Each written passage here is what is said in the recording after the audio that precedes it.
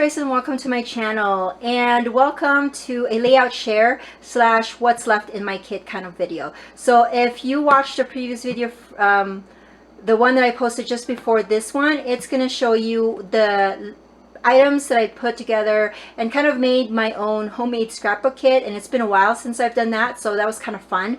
And then I'm going to show you now the layouts that I created. Now the space of time between that video and this video going, actually me videotaping this, is I think it's been like about a month. So it might seem like it's just 3 days that I worked on this kit, but it was a matter of a month. But I just thought that I would show them one after the other, just so that the kit contents will be fresh in your mind when you watch this. Okay, so here's where I put my kit items. I put them in an iris container with a tray. I don't know if you could still buy the tray from Michael's, but I did buy both of these at Michael's.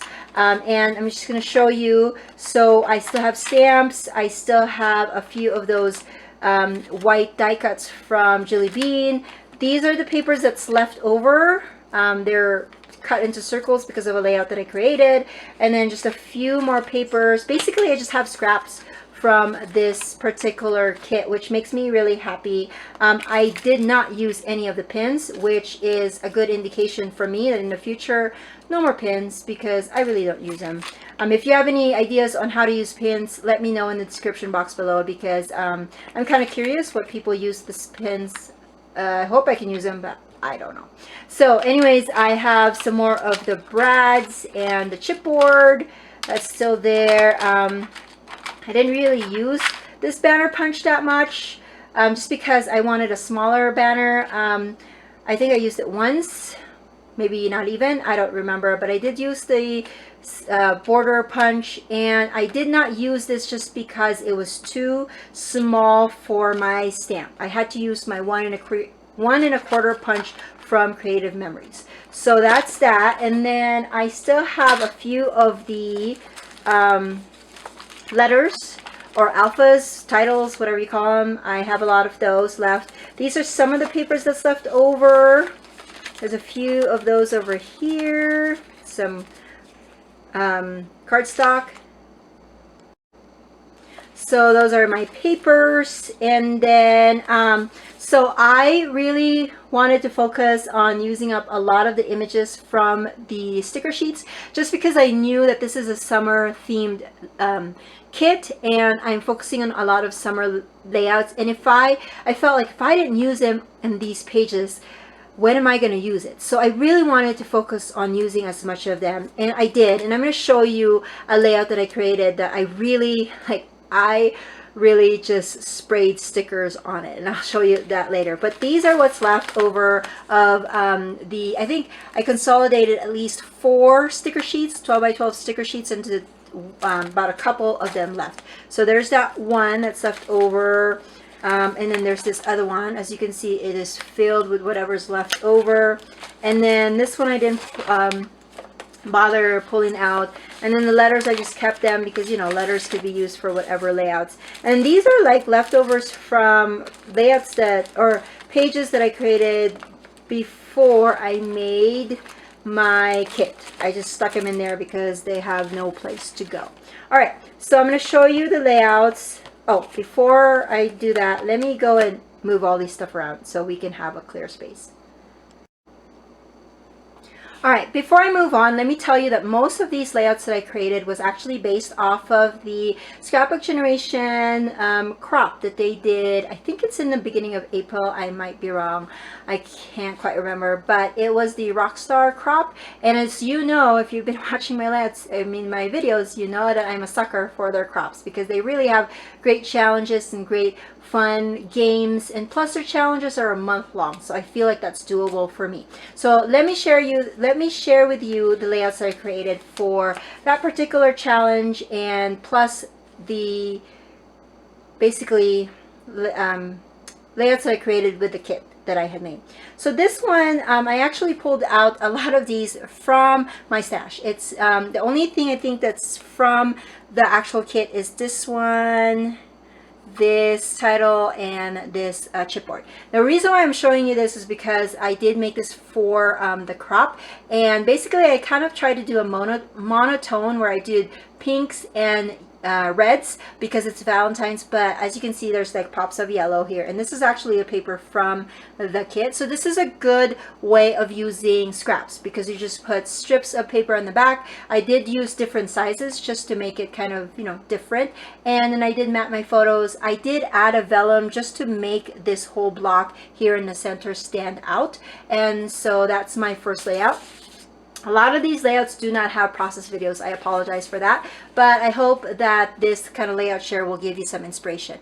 Now this one is also another layout that's created for the crop and using the kit materials, and so I used the two papers. Basically I had these papers and cut them diagonally, and then this paper was an actual rectangle block, and then I cut that side diagonal as well, and then I did add a paper over here in the back, and then I used the other items from my stash. Now just to note, this suite was actually cut from my Silhouette Cameo, and it was actually white, and so I wanted it to match the layout, and so I used my Tim Holtz Distress Ink Mini Cube ink pads and just colored in the color, oh I don't even know, I think it's something pink. I can't remember the color, but it kind of resembles this kind of pink right here, so that's why I use that one.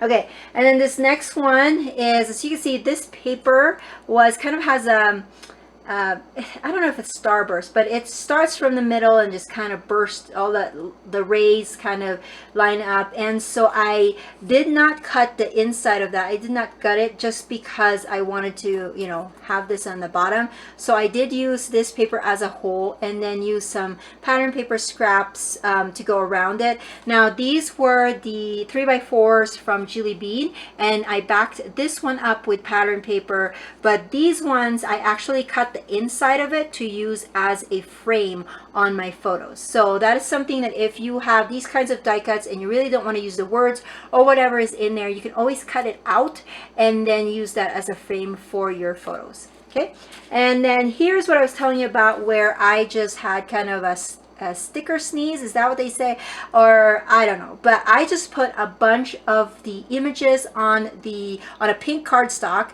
and I just had fun with this. I really didn't have any idea of what I was going to do with it, but I just wanted to put them all in there, and they just kind of signify summer for me. I did use this Never Stop Exploring. If you watched, I think it was process video 224, I wanted to use this as a title but ended up not using it, so it was still on my table, and so I used that up.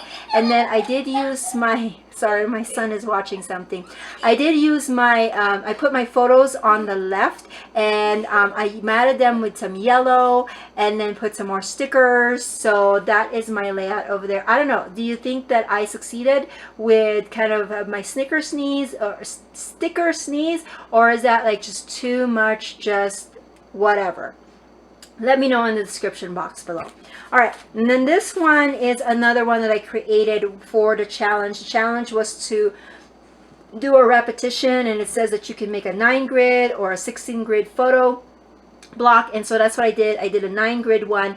Now the photos were cut, I think the photos were cut like 3 inches, and so I wanted to mat them with the pattern papers that I have in the kit, and so the blocks ended up becoming, I think it was 3 1/4, and so I put my my title in the center, and as you can see, this does not have a journaling, because that's totally fine. These are actually extras of a double page that I'm going to show you here pretty soon, but I did pull the black from my stash.